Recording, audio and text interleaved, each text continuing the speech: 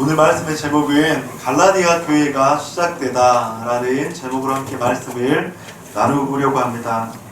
이제 오늘부터 이제 갈라디아서를 가지고 함께 좀 말씀을 나누고 싶습니다. 우리 더보님께가 1주년을 맞이하면서 우리 공동체 가운데 가장 필요한 말씀이 무엇일까? 그것은 복음이라고 생각합니다. 왜냐하면 교회 가운데 복음은 핵심이고 가장 본질이요. 그 복음이 없는 교회는 교회가 아니기 때문입니다. 여러분들, 그래서 갈라디아서 말씀을 통해서 다시 한번 우리 가운데 구원의 확신이 있지만 다시 한번 복음에 대한 확신을 가지시고 복음에 대해서 새롭게 도전받는 그런 귀한 은혜가 있기를 소망합니다.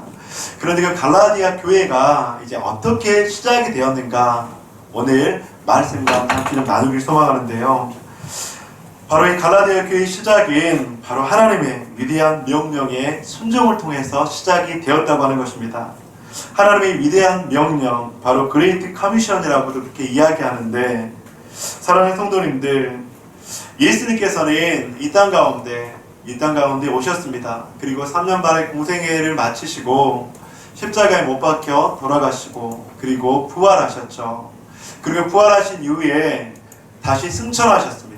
그래서 승천하시면서 우리들에게 위대한 명령을 주셨다고 하는 것입니다. 즉 그레이트 커미션, 우리들에게 위대한 명령을 주시면서 하나님의 자녀, 구원받은 백성에게 이 위대한 명령을 수행할 것을 우리들에게 명하셨다고 하는 것이죠.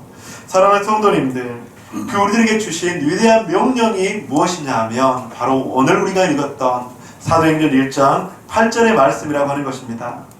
오직 성령이 너희에게 임하시면 너희가 권능을 받고 예루살렘과 온 유대와 사마리아 땅끝까지 이르러 내 증인이 되어라. 이것이 바로 하나님의 아들 예수 그리스도께서 부활하시고 승천하시면서 하나님의 자녀들에게 주신 위대한 명령이라고 하는 것입니다.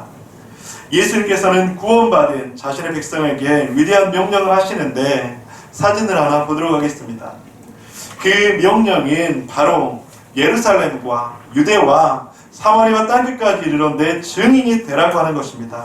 여러분들 지도에 보시면 여러분들이 보는 쪽 오른쪽 제일 밑에 여러분들 예루살렘 보이세요? 예루살렘 찾으셨어요? 유대도 찾으셨습니까? 그리고 사마리아도 찾으셨어요? 사도행전 1장 8절에서 예루살렘과 유대와 사마리아와 땅끝까지 이르러 증인이 되라고 말씀을 하는 거예요.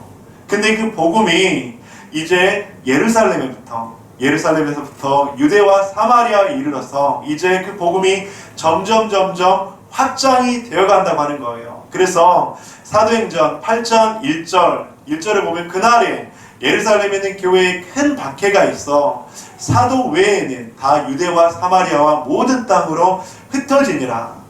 이 1장 8절의 말씀이 사도행전 8장 1절에 박해로 말미암아서 이제 땅끝까지 이르러 점점 확산이 되어져 간다고 하는 것입니다.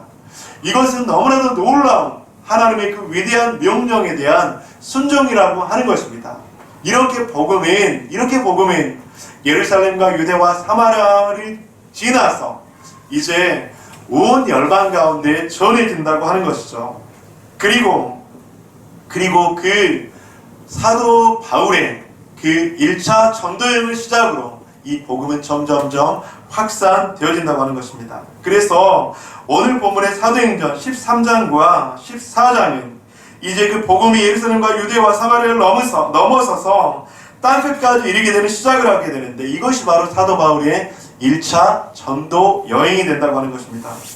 사도 바울은 1차 전도 여행에서 2300km의 그런 여행을 하게 됩니다. 그리고 바나바와 바울은 그 1차 전도 여행에서 구브로 섬을 지나서 버가와 안디옥 지방까지 이르게 되고 바로 남부 갈라티아 지방까지 지나서 교회가 세워지게 되는데, 그 교회의 시작, 1차 전도 여행 가운데 교회의 시작이 바로 오늘 본문의 갈라디아 교회라고 하는 거예요. 지도를 한번 보도록 하겠습니다. 그래서 저기 보면 이제 예루살렘과 유다를 지나서 저기 보면 안디옥이라는 것이 보일 거예요. 저기가 바로 예루살렘과 유대와 바로 사마리아가 있는 바로 이스라엘입니다. 이스라엘에서 녹색 표시를 쭉 따라가다 보면 이제 그브로 섬이라는 것이 보이죠. 저 섬을 지나서 그리고 버가, 그리고 루스드라, 더베, 안디옥. 저 안디옥은 이스라엘의 안디옥이 아니라 갈라디아 남부 지역에 있는 안디옥이에요. 복음이 저렇게 지나간다고 하는 거예요. 그러면서 저 갈라디아 남부 지역에 복음이 그렇게 확장이 되게 된다고 하는 것이죠. 사랑하는 성도님들, 이렇게 교회의 시작은 하나님의 위대한 명령의 순종으로부터 시작이 되었다고 하는 것이죠. 이렇게 복음은 예루살렘과 유대와 사마리아를 지나서 구브로섬을 지나서 루스드라와 더베와 그리고 이고니온을 지나서 남부 갈라디아에까지 확장이 되어진다고 하는 것이죠. 사랑하는 성도님들, 이렇게 하나님의 복음이 증거되어지고 이렇게 시작된 교회는 너무나도 놀라운 축복의 증거라고 하는 거예요. 사랑하는 성도님들, 그런데 이렇게 교회가 시작되는 것은 인간의 뜻과 계획이 아니에요. 사도행전 1장 8절 가운데 예수님께서 승천하시면서 예루살렘과 온 유대와 사마리아와 땅끝까지 이르러 너희들은 내 증인이 되라. 그 하나님의 말씀이 순종되어지고 이루어지는 놀라운 결과라고 하는 것입니다. 이렇게 복음은 시작되어지고 이렇게 교회는 시작되어진다고 하는 것입니다. 예수님께서 승천하시면서 증인이라고 하셨던 말씀을 순종하는 것, 즉 예수님께서 머리가 되신 교회, 그 교회가 이렇게 세워진다는 것은 결코 우연이 아니고 결코 인간의 노력과 산물이 아니라 하나님의 그 위대한 명령에 순종하는 증인된 한 사람을 통해서 이루어진다고 하는 것입니다. 위대한 명령의 순종, 그리고 그 순종으로 말미암아서 갈라디아 교회는 시작이 됩니다. 사도 바울은 1차 전도여행 가운데 이렇게 위대한 갈라디아 교회를 세우게 됩니다. 이것은 하나님께서 사도 바울을 부르신 이유이고 사명이었습니다. 사랑하는 성도님들, 지난주에 은혜의 지경을 넓혀 가십시오, 그 말씀으로 함께 여러분들에게 말씀을 전했습니다. 근데 여러분들 성도님의 삶 속에서 여러분들 은혜의 지경이 혹시 넓어지셨습니까? 어떠신 것 같으세요? 성도님들 삶 속에서 은혜의 지경을 넓히면서 그렇게 살아가셨습니까? 은혜의 지경을 넓힌다는 것을 여러분들 그것을 바꾸어 말하면 바로 오늘 본문에서 사도 바울에게 주셨던 그 사명을 감당하는 것이에요. 성도의 삶에서 예수님의 향기로, 예수님의 편지로 살아가는 것, 그것이 바로 은혜의 지경을 넓힌다고 하는 것입니다. 그런데 은혜의 지경을 넓히면서 예수님의 향기로, 편지로 살아간다는 것이 쉬울까요? 어려울까요, 여러분들? 어렵죠. 결코 쉬운 것이 아닙니다. 맞습니다. 어렵습니다. 원어를 보면 증인이라고 하는 마르투스라는 단어는 자기가 보고 들은 바를 확인하고 증거하는 자, 그게 바로 증인인데, 이 증인이라는 말을 종종 순교자로 빗대어 썼습니다. 초대교회는.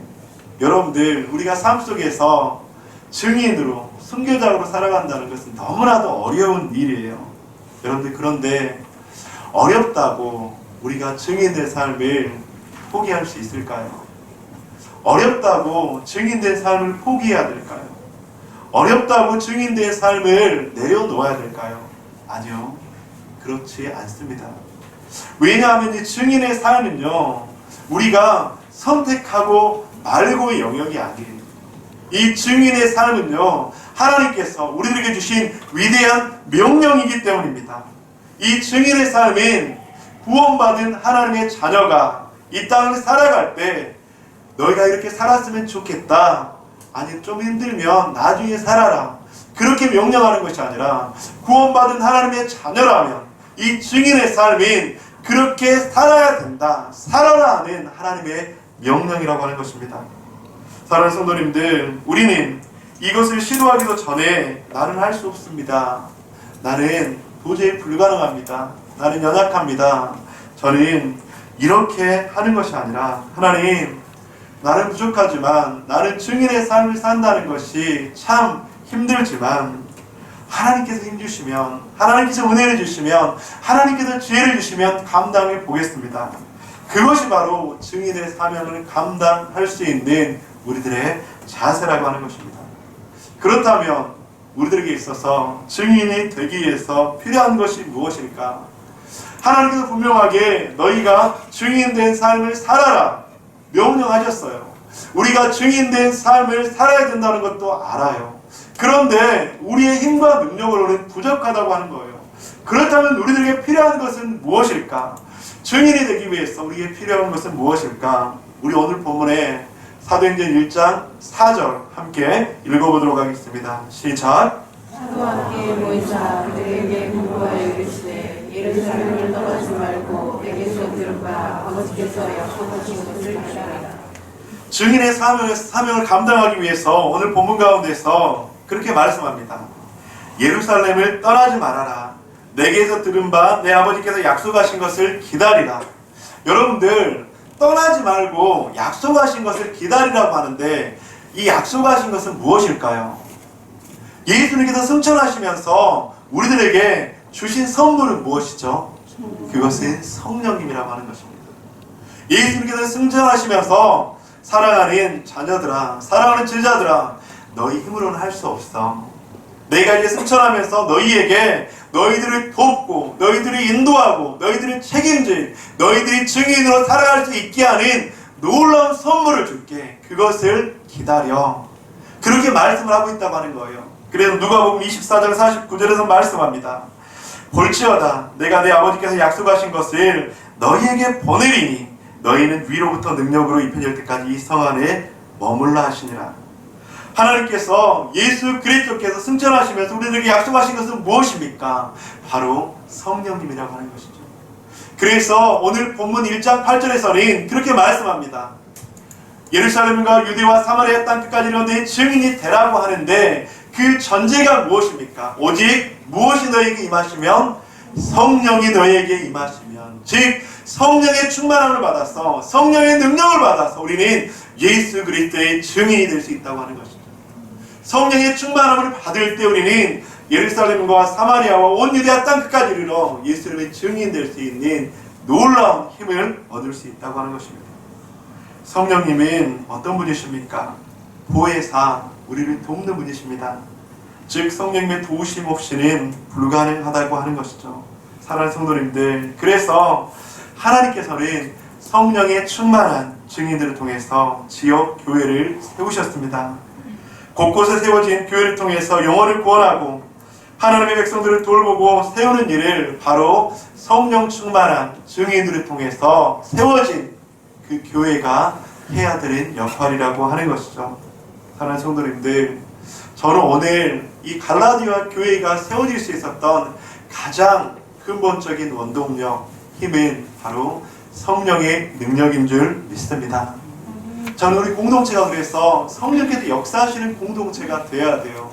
여러분, 성령님은 우리가 흔히 성령님 하면 성령님은 불이다, 성령님은 뭐 비둘기같이 임한다, 보이지 않게 임한다, 그러면서 성령님을 너무 신비롭게 생각하는 경우가 있어요. 성령님 하면 어떤 뭐 역사, 방언. 근데 여러분들, 성령님은요 참으로 인격적인 분이십니다. 우리가 기도를 할 수 없을 때 성령의 탄식에서 우리를 기도를 도우시는 분이시고요, 앞길을 가는데 캄캄하잖아요. 그런데 성령님께서 우리를 조명하여 주시는 분이에요. 우리가 관계 가운데 힘들잖아요. 근데 성령님은 그 관계 가운데 개입해 주시는 분이세요. 우리가 신앙생활 하는데 너무나도 벅차잖아요. 그때 성령께서 우리를 도와주시는 분이세요. 그 성령의 능력이 없으면, 성령의 충만이 없으면 우리는 신앙생활을 할 수도, 우리 교회는 살아갈 수도 없다고 하는 것입니다. 그래서 우리는 성령의 역사, 성령의 충만, 성령의 도우심이 필요하다고 하는 것이죠. 이렇게 성령의 도우심이 필요한데, 목사님, 그 성령의 충만함, 성령의 도우심을 어떻게 경험할 수가 있습니까? 나는 아직까지도 교회를 다니는데 예수를 믿는데 성령님의 그 존재에 대해서 인식 못할 때가 참 많아요. 그 성령님의 충만함을 어떻게 받을 수 있습니까? 사랑하는 성도님들, 어떻게 성령의 충만함을 받을 수 있을까요? 여러분, 오늘 말씀을 꼭 기억하시기 바랍니다. 그래서 신앙생활 하는데 내 힘으로 하려고 할 때 벅찰 때 그때 성령께서 도와주시면 우리 신앙생활을 할 수 있어요. 이 땅을 살아갈 수가 있어요. 가정생활을 영위할 수가 있어요. 그러면 그 성령의 충만함을 어떻게 받을까? 우리 사도행전 2장 38절 말씀 우리 함께 읽어보도록 하겠습니다. 시작. 베드로가 이르되 너희가 회개하여 각각 예수 그리스도의 이름으로 세례를 받고 죄사함을 받으라. 그러면 성령의 충만을 받으리니. 회개하고 죄 사함을 받는 것, 이것이 바로 성령의 충만함을 받을 수 있는 가장 기본적인 조건입니다. 사랑하는 성도님들, 성령의 충만함을 받기 위해서는 우리는 주님 앞에 우리의 죄악들을 회개해야 돼요. 우리의 연약함을 고백해야 돼요. 제가 늘 성령 충만함에 대해서 예화를 들 때 이 컵에 든 물을 가지고 비유를 합니다. 여러분들, 이것이 우리들의 영적인 심령이라고 했을 때 이것 가운데 성령의 충만함이 있으면 죄가 자리 잡지 못해요. 하지만 이 가운데 죄가 가득 차 있으면 성령이 역사할 수 없어요. 그런 죄가 가득한 우리들의 심령 가운데 성령이 충만하게 임하려면 우리들이 주님 앞에 회개함으로 나아가야 돼요.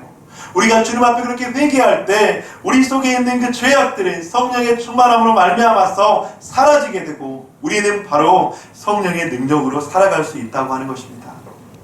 그럴 때 예수 그리스도의 십자가의 능력으로 우리의 죄가 사해지고 그를 통해서 우리는 성령의 조명하심, 성령의 인도하심, 성령의 보호하심을 경험할 수 있다고 하는 것입니다. 사랑하는 성도님들, 교회 공동체도 마찬가지예요.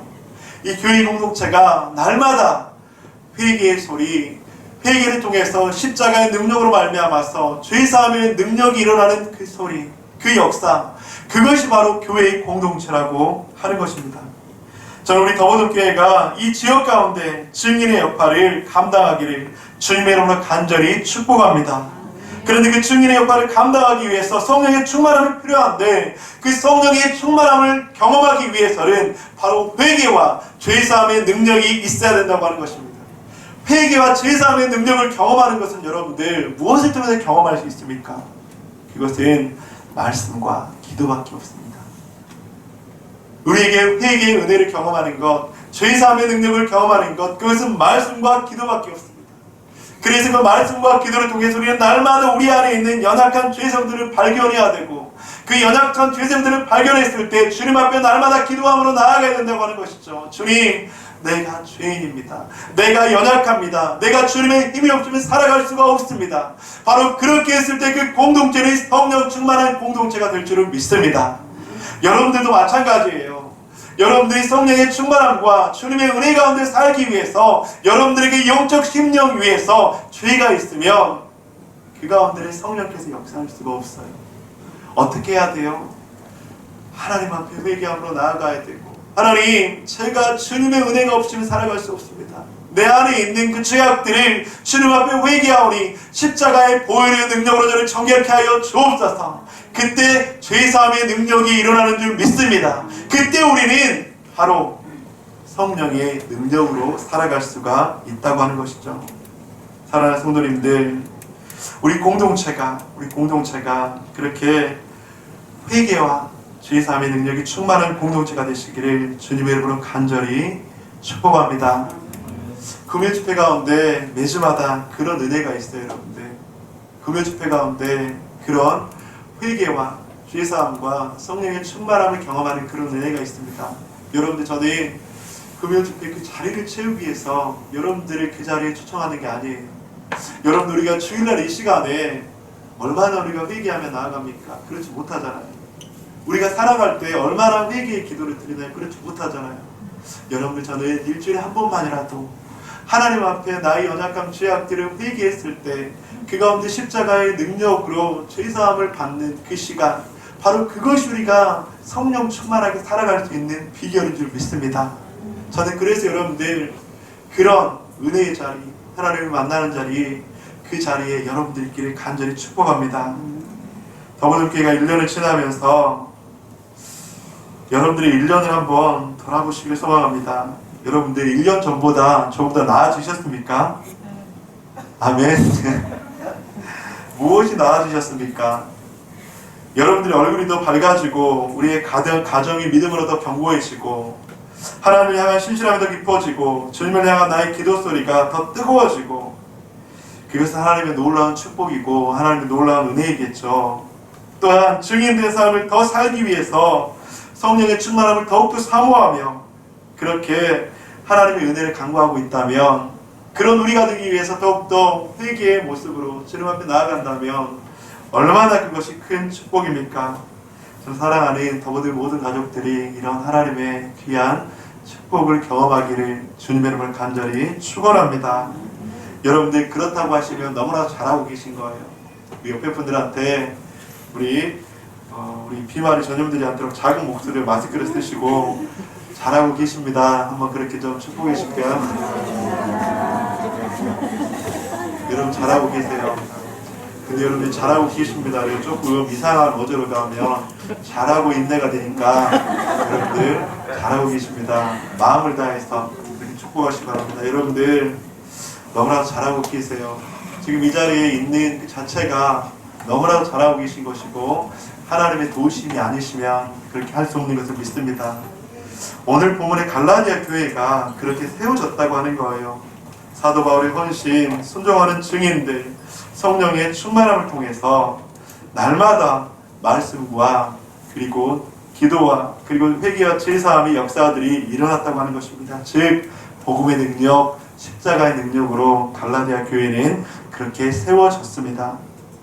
사랑하는 성도님들, 그렇다면 갈라디아 교회를 보면서 저는 우리 더보들교회를 다시 한번 보았으면 좋겠습니다. 교회가 개척되어지고 든든히 세워지기 위해서 더욱더 견고하게 세워지기 위해서 필요한 것은 무엇일까요? 오늘 본문을 통해서 갈라디아 교회를 통해서 한 세 가지를 함께 보기를 소망합니다. 첫 번째는 충성된 일꾼들을 세웠다고 하는 것이죠. 오늘 본문의 13장의 2절 함께 읽어보도록 하겠습니다. 시작. 주를 섬겨 무시할 때 성령이 이르시되 내가 불러 신을 위하여 바나바와 사울을 따로 세우라. 아멘. 교회가 든든히 세워질 수 있는 것은 전적인 교회의 머리 대신 예수 그리스도의 능력인 줄 믿습니다. 하지만 하나님께서는 사람을 사용하신다는 거예요. 그런데 아무 사람을 세우지는 않습니다. 오늘 본문에 보면 내가 불러 시키는 일을 위하여, 여러분들 내가 불러 시키는 일을 위하여, 그렇다면 하나님께서 세우시는 그 일꾼의 주체는 사람일까요? 하나님일까요? 하나님이라고 하는 거죠. 하나님이 불러서 시킨 일을 위해서 세웠다고 하는 것이죠. 바로 이런 충성된 일꾼들이 바로 세워져야 한다고 하는 것입니다. 사람의 생각, 사람의 지혜, 사람의 경험, 사람의 지식이 아니라 하나님의 지혜, 하나님의 능력, 하나님께서 부르신 사람들이 세워져야 된다고 하는 것입니다. 이 내가 불러 시키는 일을 위하여라는 이 말씀의 원어를 보면 조금 더 쉬운데 이런 의미를 가지고 있어요. 특별한 목적을 위해서 경계를 지었다고 하는 거예요. 그래서 다른 것들로부터 구별되다. 이게 바로 원어적인 의미예요. 즉 예수 그리스도가 머리 되신 교회가 더욱더 든든히 세워지기 위해서는 구별된 특별한 목적을 위해서 충성된 일꾼들이 필요하다고 하는 것입니다. 그런데 그런 충성된 일꾼들은 주를 섬겨 금식한다고 이야기합니다. 여러분들 참 충성된 일꾼들이 세워지면서 자기 자신들을 바라보며 그렇게 금식하며 사랑하는 성도님들, 이것이 바로 갈라디아 교회에 있었던 바로 교회를 든든히 세워갔던 그런 놀라운 역사라고 하는 것입니다. 저는 우리 공동체에도 이런 일들이 있었으면 좋겠습니다. 하나님, 지금 우리 공동체에 세워진 너무나도 귀하신 분들, 바로 하나님께서 불러서 그렇게 시키셨는데 그 일들을 위해서 하나님 앞에 더욱더 간절히 나아가고 하나님의 은혜를 구하는 그런 공동체, 그런 갈라디아 교회, 그곳 가운데 하나님의 역사가 있는 줄 믿습니다. 두 번째로는 교회가 더욱더 든든히 세워지기 위해서는 보냄받은 성도가 있었다고 하는 것이죠. 오늘 본문의 13장 3절 말씀 함께 읽어보도록 하겠습니다. 시작. 이에 금식하며 기도하고 두 사람에게 안수하고 보내니라. 안수하고 보내니라. 그리고 4장에 보면 두 사람이 성령의 보내심을 받아. 여러분 여기서 보내다는 말 있잖아요. 보내다, 보냄을 받다. 이 말은 헬라어 아포스텔로라는 말인데 파송을 받다라는 의미를 가지고 있어요. 사랑하는 성도님들, 여러분들은 성령의 보내심을 받아 하나님의 파송을 받아 이 자리 가운데 있는 줄 믿습니다. 아멘. 근데 여기서 재밌는 것은 누구로부터 보냄을 받았는가, 이것을 아는 사람과 모르는 사람은 너무나도 다르다고 하는 것입니다. 우리는 거버듬교회로 파송을 받았습니다. 그런데 여러분들, 누구로부터 파송을 받았습니까? 하나님으로부터 파송을 받았습니까? 아니면 교회로부터 파송을 받았습니까? 성령의 능력으로 파송을 받았습니까? 아니면 사람들로부터 파송을 받았습니까? 여러분들, 그런데 우리가 하나님으로부터 성령의 보내심으로 파송을 받은 그 확신이 있는 사람은 하나님을 의지하게 돼 있어요. 성령님의 도우심을 구할 수밖에 없어요. 그런데 사람에게 파송을 받고 사람을 바라보고 우리가 왔다면 거기에는 한계에 부딪힐 수밖에 없다고 하는 것입니다. 저는 사랑하는 성도님들이 예수 그리스도로부터 보내심을 받았는 줄 믿습니다. 여러분들, 예수 그리스도로부터 우리가 보내심을 받았다면 우리는 예수 그리스도의 지상 명령을 순종하고 있는 거예요. 오직 성령이 너희에게 임하시면 너희가 권능을 받고 예루살렘과 온 유대야 사마리아 땅끝까지는 내 증인이 되리라. 예수 그리스도 성령의 보내심을 받아서 우리는 이곳 가운데 파송을 받고 증인된 영혼들이 되기 위해서 세워졌다고 하는 것이죠. 사랑하는 성도님들, 여러분들 파송의 주체가, 보내심의 주체가 하나님이신 줄 믿습니다. 그래서 우리는 파송해 주신 그 하나님을 의지하면서 우리는 이곳 가운데서 다시 한번 증인된 삶을 살아가야 된다고 하는 것입니다. 사랑하는 성도님들, 내가 왜 더보듬교에 있을까? 내가 왜 이곳 가운데 있을까? 여러분들, 왜 이곳 가운데 있다고요? 하나님께서 보내셨어요. 하나님의 파송을 받고요, 성령의 보내심을 받고요, 위대한 명령, 그레이트 미션이라고 하는, 그레이트 커미션이라고 하는 그 위대한 명령에 순종해서 바로 여러분들은 이곳 가운데 보내주신 줄 믿습니다. 여러분들이 보내심을 받았다는 이 확신, 그것이 바로 교회가 더욱더 견고하게 세워지고 건강하게 세워지는 귀한 기초가 되는 줄 믿습니다. 저와 여러분들이 그 귀한 보내심을 받았다는 확신 가운데, 소망 가운데 살아가시기를 주님의 이름으로 간절히 축복합니다. 세 번째로, 교회가 개척되어지고 든든히 세워지기 위해서 필요한 것은 바로 오늘 본문의 갈라디아 교회에서 보면 바로 복음이 있었다고 하는 것입니다.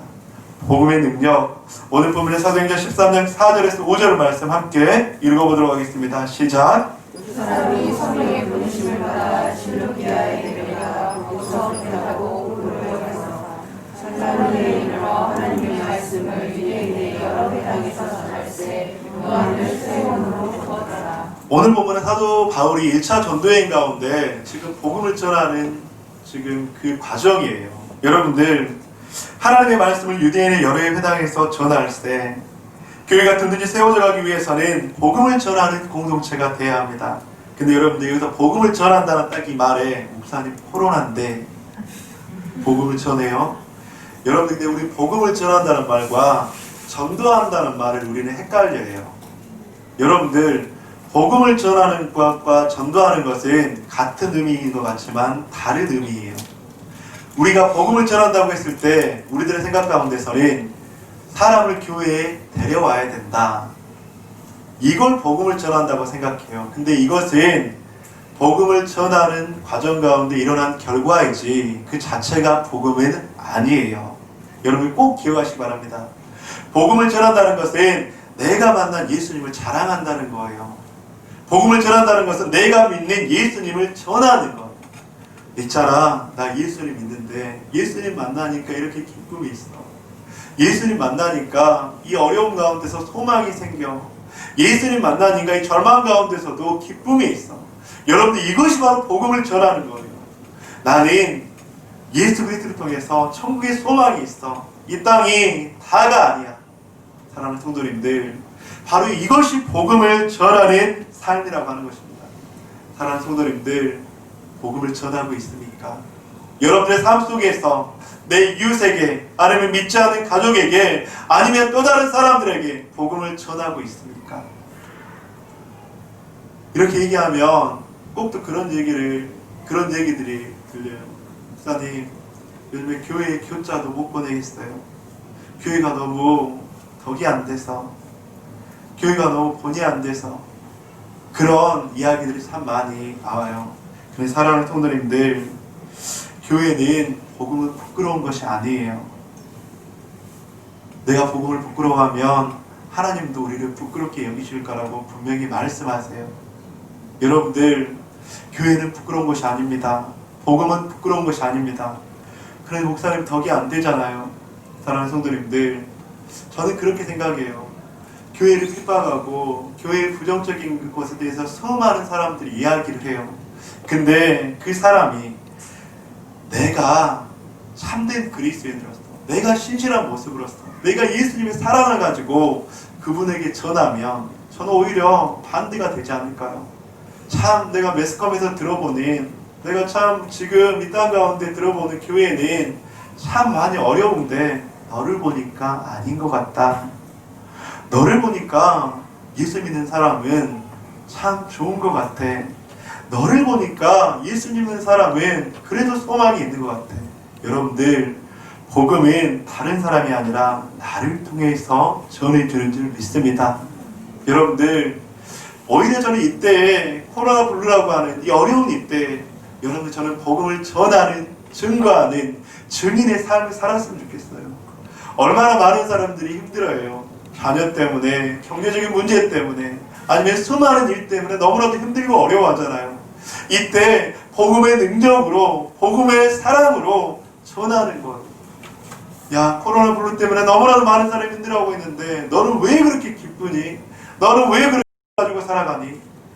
여러분들, 예수 그리스도가 우리의 소망의 이유인 줄 믿습니다. 예수 그리스도가 우리의 기쁨의 이유인 줄 믿습니다. 예수 그리스도가 이 어려운 시기에도 복음의 능력 되셔서 우리들에게 참된 안식과 평안을 줄 줄 믿습니다. 그 삶을 바로 전하는 것, 그것이 바로 복음을 전하는 삶이라고 하는 것입니다. 사랑하는 성도님들, 복음의 능력을 전해준다면 저는 예수님은 전해줄 줄 믿습니다.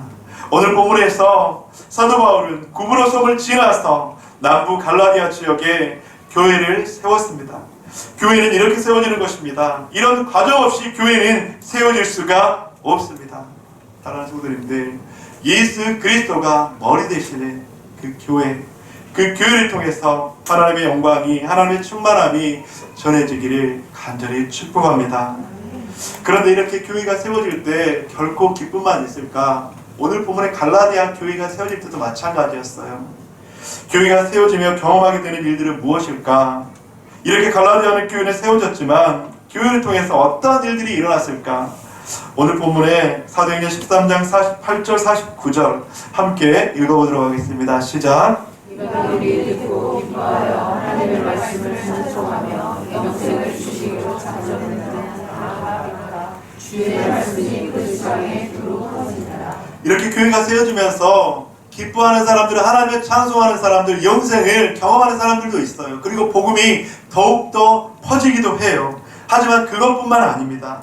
13장 50절과 14장 19절 말씀 함께 읽어보도록 하겠습니다. 시작. 이에 유대인들이 경건한 기부인들과 그 신의 유력자들을 선동하여 바울과 바나바를 강하게 하여 그 지역에서 찾아내니 유대인들이 안디옥과 이고니온에서 그들을 선동하니 그들이 돌로 바울을 쳐서 죽인 줄 알고 시외로 끌어내치니라. 갈라디아 교회의 탄생에는 이런 충격적인 일들도 있었습니다. 너무나도 힘든 일들도 경험했습니다. 사랑하는 더보돔의 가족 여러분, 교회가, 예수 그리스도가 머리 되신 교회, 그 교회가 생겨난다고 하는 것은 너무나도 하나님의 영광스러운 일이에요.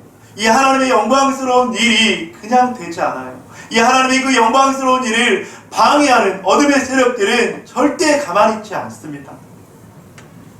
바울의 1차 전도여행을 통해서 많은 사람들이 갈라디아 교회를 통해서 예수 그리스도를 영접했지만, 또한 그런 갈라디아 교회가 세워지면서 너무나도 많은 어려움들과 고통들과 아픔들이 있었다고 하는 것입니다. 사도 바울은 죽음의 위기까지 경험했다고 하는 것이죠. 사랑하는 성도님들, 우리가 알고 있는 갈라디아 교회가 이렇게 세워지면서 이런 어려움과 아픔, 기쁨과 소망을 경험하는 것을 보면서 무엇을 느끼십니까? 저는 오늘 본문에 이 갈라디아 교회가 세워지는 것을 보면서 다시 한번 우리 공동체 가운데, 우리 공동체가 2년을 맞이하면서, 2년을 시작하면서 다시 한번 우리의 첫 마음을 회복하면서 우리 공동체 가운데 복음이 회복되어지며 회복되어져야 되는 것이 무엇이 있을까? 두 가지를 여러분들과 함께 좀 나누고 싶습니다. 첫째는 교회는 희생과 헌신을 통해서 세워진다고 하는 것이죠. 교회는 절대로 혼자 세워질 수 없습니다. 교회의 머리 되신 예수 그리스도께서 능력이 되시지만 예수 그리스도께서 능력이 없어서가 아니라 교회의 머리 되신 예수 그리스도께서 완전하시지만 몸인 우리들은 불완전하기 때문에 그 몸을 더욱더 세워나가기 위해서는 그 몸들이 서로 희생과 헌신이 없이는 부족하다고 하는 것이죠. 사랑하는 성도님들, 교회의 머리 되신 예수 그리스도는 완전할까요? 불완전할까요? 완전하세요. 그런데 교회의 몸인 우리들은 완전할까요? 불완전할까요? 불완전해요, 여러분들. 그 불완전한 사람들이 모인 공동체, 그 공동체를 위해서는 희생과 헌신이 필요하다고 하는 것입니다. 한 사람의 희생과 헌신은 공동체를 더욱더 견고하게 세워져 갈 것입니다. 갈라디아 교회가 그랬어요. 이제 다음 주부터 이제 함께 갈라디아서를 함께 나눌 건데, 그 갈라디아 교회가 이렇게 세워졌는데 그 교회 가운데 너무나도 많은 어려움들이 생겨납니다. 복음이 사라지게 됩니다. 그러면서 그럼에도 불구하고 그 교회 가운데 희생과 헌신을 통해서 그 교회는 점점 더욱더 견고하게 세워진다고 하는 것이죠.